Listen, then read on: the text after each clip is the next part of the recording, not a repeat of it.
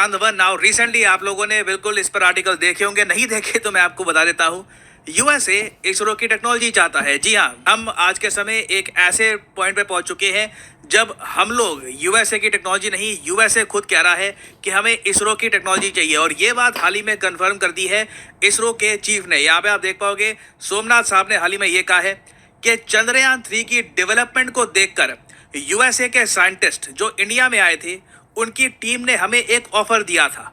Offer ये था, यहाँ पे आप देख पाओगे, सेल योर टेक्नोलॉजी, अपनी टेक्नोलॉजी हमें बेच दो। ये कहा था नासा ने। ये बात कैटेगोरिकली इसरो चीफ ने कही है। और अगेन ये बात रैंडमली ये नहीं बोलेंगे, डेफिनेटली ये हुआ होगा। यूएस की तरफ से ऑफर आया होगा टेक्नोलॉजी का कि हम आपकी टेक्नोलॉजी परचेज करना चाहते हैं। और अगेन मैं यहाँ पर ये बोल दूँ, नासा की आप अगर हिस्ट्री पढ़ोगे, जिस तरीके से नासा ने ओवर द इयर्स बाहर की जो कंट्रीज हैं, बाहर के जो साइंटिस्ट हैं, उनकी नॉलेज को एब्जॉर्व किया है। आप में से कई लोग जान के हैरान होंगे, नासा के जो इनिशियल साइंटिस्ट थे ना, उनमें से कई लोग एक्चुअली जर्मन थे और नाजी जर्मनी के लिए काम करते थे।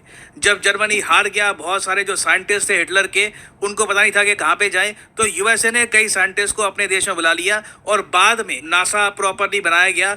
उन नाजी साइंटिस्ट ने उसमें एक क्रिटिकल रोल प्ले किया था। उसके बाद भी आप देख लीजिए, नासा में ओवर द इयर्स कई फॉरेन कंट्रीज के साइंटिस्ट का क्रिटिकल रोल है। एक पूरी डॉक्यूमेंट्री बनाई गई है कि किस तरीके से यूगोस्लाविया का जो स्पेस प्रोग्राम था, उससे नासा काफी हद तक इंस्पायर्ड था। तो अगेन देखो, जो यहाँ पर इसरो के चेयरमैन कह रहे हैं, it is very much true कि नासा चाहता था कि इसरो अपनी स्पेस टेक्नोलॉजी अमेरिकन को बेच दे। अब आप यहाँ पर पूछेंगे, वेट, वो कौन सी टेक्नोलॉजी होगी जो हमने बिल्ड कर रखी है जो यूएस चाहेगा? आई मीन इनके पास पैसे की कोई कमी नहीं है।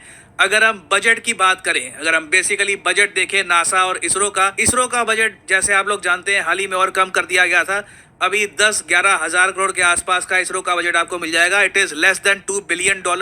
वेराज नासा का बजट आप देखोगे तो एटलीस्ट अभी वैसे कई इनके जो प्रोग्राम्स चलते हैं, अर्थमेस प्रोग्राम, उसके लिए यूएस गवर्नमेंट अलग पैसा सैंक्शन करती है, मगर एटलीस्ट आप कह लीजिए इस जो नासा का बजट है ये $20 बिलियन से ऊपर रहता ही है। तो मतलब 1,90,000 करोड़ रुपीस के आसपास तो नासा का बजट रहता ही है। तो दोनों में फर्क जब इतना है, तो वो कौन सी टेक्नोलॉजी होगी जो नासा चाहेगा फ्रॉम इसरो? तो डिस्कस करते हैं इस टॉपिक को इन डेप्थ। बहुत कुछ यहाँ पे आपको जानने को मिलेगा, मगर आगे बढ़ने से पहले आपसे क्वेश्चन पूछूंगा। देखिए है कि वो इंडियन एथलीट कौन से हैं जिनको नॉमिनेट किया गया है इस अवार्ड के लिए। यह है यहाँ पे आपकी ऑप्शंस, पीवी सिंधु, हिमा दास, नीरज चोपड़ा या फिर नोआ लाइंस। कमेंट सेक्शन में करिए उत्तर, सही आंसर मैं आपको दूंगा वीडियो के एंड में। तो इसरो के चेयरमैन ने यहाँ पर कहा क्या है, वर्ड बाय वर्ड हम समझते हैं। देखो, हम यहाँ पर तब की बात नहीं कर रहे कि जब चंद्रयान-3 सक्सेसफुल हो चुका था, हम तब की बात नहीं कर रहे, उससे पहले की बात कर रहे हैं। हम बात कर रहे हैं अगस्त 2023 की, जब चंद्रयान-3 का लॉन्च इसरो करने वाला था। उससे पहले नासा की एक बहुत ही इंपॉर्टेंट लेबोरेटरी है, जेट प्रपल्शन लेबोरेटरी। इसके बारे में आई एम श्योर आपने सुना होगा कभी ना कभी। कैलिफोर्निया इंस्टीट्यूट ऑफ टेक्नोलॉजी का बहुत ही इंपॉर्टेंट पार्ट है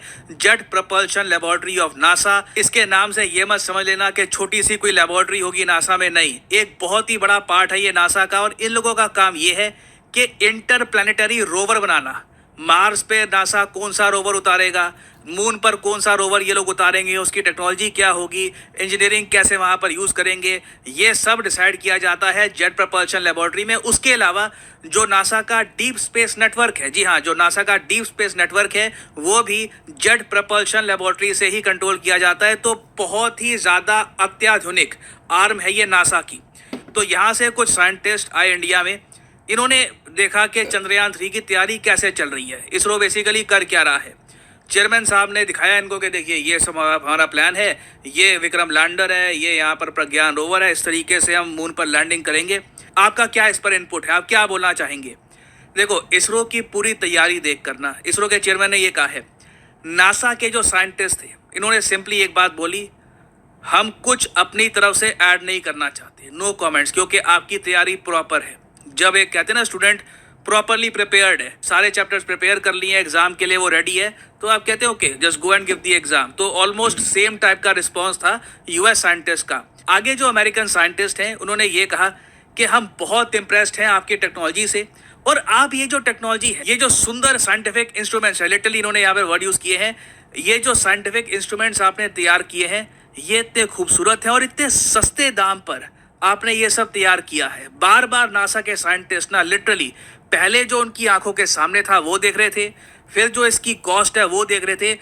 ये सब एनालाइज करके नासा के साइंटिस्ट ने बार बार ये कहा कि ये हमको सिखाओ, इतने कम प्राइस पर, इतने कम पैसे में तुम ये सब कैसे तैयार कर लेते हो, how do you do this, ये जो पूरी टेक्नोलॉजी है, ये जो पूरा प्रोसेस है, हमें भेज दो। और अगेन, ये कोई बहुत ज्यादा समर्थवान देश के कोई साइंटिस्ट है वो ऐसे ही बात करते हैं, हमें भेज दो, तुम्हारा कितना बजट है, 10,000 करोड़ रुपए, हमारा इतना है, पैसे की कमी नहीं है, भेज दो हमको। ऑब्वियसली इंडिया ने अपनी तरफ से अभी तक कोई ऐसा ऑफर स्वीकार किया नहीं है, कुछ हम नासा को बेचने नहीं वाले, क्योंकि काफी बार ये टेक्नोलॉजी अमूल्य होती है, इसमें कई सालों का आपका शोध होता है, आपकी रिसर्च वर्क होती है, हर कोई कंट्री इसको बेचना नहीं चाहता। What ISRO has right now is very special. हाँ बिल्कुल, आप कह सकते हैं जी, हमारे जो रोवर हैं, नासा के रोवर, उनसे ज्यादा एडवांस्ड होते हैं, ज्यादा उसमें फीचर होते हैं, मगर कॉस्ट भी उसकी 50-60 गुना ज्यादा होती है। और एक टाइम आएगा जब यूएसए जब इतना इकोनॉमिकली पावरफुल नहीं होगा, इनको भी कॉस्ट के बारे में सोचना होगा कि एक सर्टन बजट में हमको काम करना होगा, क्योंकि स्पेस में हर बार आप एक मिशन पे $10 बिलियन अगर खर्चने लग गए, सस्टेनेबल नहीं है। लॉन्ग टर्म में आपकी सरकार भी हाथ खड़े कर देगी। इवेंचुअली आपको कहीं ना कहीं सीखना होगा कि बाकी कंट्रीज कम कॉस्ट में ये सब कैसे अकॉम्प्लिश कर रही है। तो इसलिए इन्होंने यहाँ पर कहा कि हमें ये बात सिखाई है, sell us this technology, but India अभी तक जैसे पता लग रहा है कुछ बेचने नहीं वाला। और जब मैं इसरो के चेयरमैन को सुन रहा था, जब ये मीडिया को ये सब बातें ये बता रहे थे, लिटरली आई फेल्ट गूज़बम्प्स। मैं आपको बताता हूँ इसका रीजन क्या है। इसरो में ना हमारे best engineers, best students, best academic field के लोग नहीं जाते। आपको पता है, देखो इंडिया में अगर हम बात करें प्राइमरली साइंस एंड टेक्नोलॉजी की, तो सबसे ज़्यादा प्रीमियर इंस्टीट्यूट्स कौन से हैं? सब लोग कहेंगे आईआईटीज़। हमारी जो आईआईटीज़ हैं दुनिया भर में रिनाउंड है। गूगल भी या फिर माइक्रोसॉफ्ट, हर कोई कोशिश करता है कि आईआईटीएंस को जॉब्स दो, आईआईटीएंस को जल्दी हायर कर लो, क्योंकि they are the best of the best. Problem solving की अगर हम बात करें, ओवरऑल हाई आईक्यू लोगों की बात करें, ओवरऑल इंटेलिजेंट लोगों की बात करें, तो आईआईटी जो पास आउट्स हैं उनसे बढ़िया शायद आपको इंडिया में नहीं मिलेंगे लोग। और सबसे अजीब बात यह है कि इसरो में ज़्यादातर जो साइंटिस्ट है ना, वो आईआईटी से नहीं आते। क्यों? क्योंकि सैलरी बड़ी कम मिलती है। आप अगर देखें, आईआईटी से आप अगर प्राइमरली कंप्यूटर साइंस की फील्ड में आप स्टडी करते हैं, आपके पास प्रॉपर नॉलेज आ गई है, आप आराम से साल के 20-30 लाख परहैप्स मोर, इतने तक का पैकेज आपको आराम से मिल जाएगा।